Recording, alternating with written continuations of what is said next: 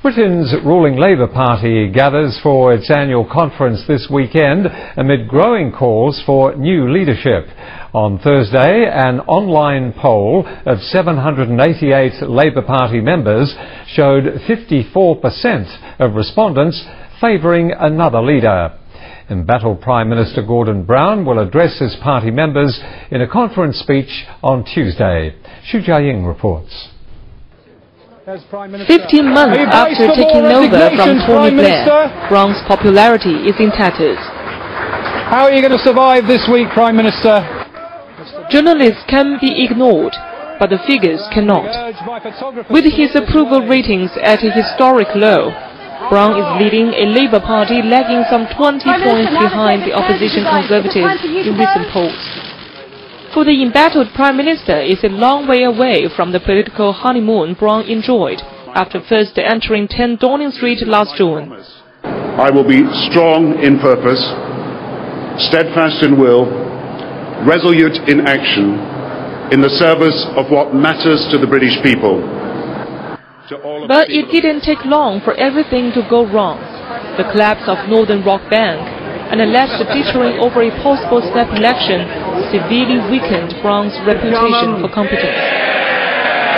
Earlier this week, Junior Minister David Keynes openly called for him to go. Keynes was later sacked for his disloyalty. Disaster after disaster. Also joining in the fray is the resurgent Conservative Party led by David Cameron. His excuses, they go. He has become the most popular Conservative leader since Margaret Thatcher, seeking to rebrand the party as socially inclusive and economically sound.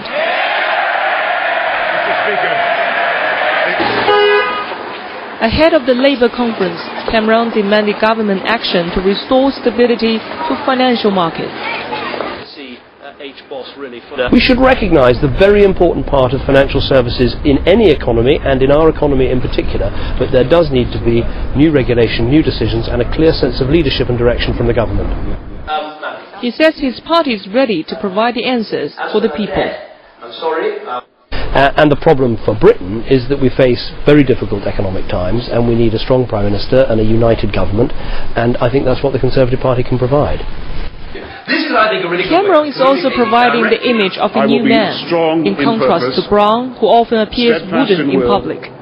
Resolute in action. His website shows him in the kitchen at home, talking politics while looking after his children.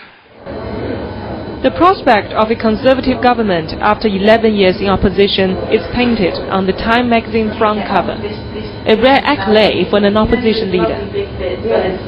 Obviously, the turmoil in the Labour Party has given him a huge push, but why we are doing this cover is because we think that he has achieved quite a lot of that on his own without the help from the disarray among his opponents. David Cameron and the rest of Britain will now have their eyes on Manchester for Gordon Brown's speech next Tuesday, a speech that could well determine whether 10 Downing Street is to have a change of ownership. Xu Jiaying, CCTV.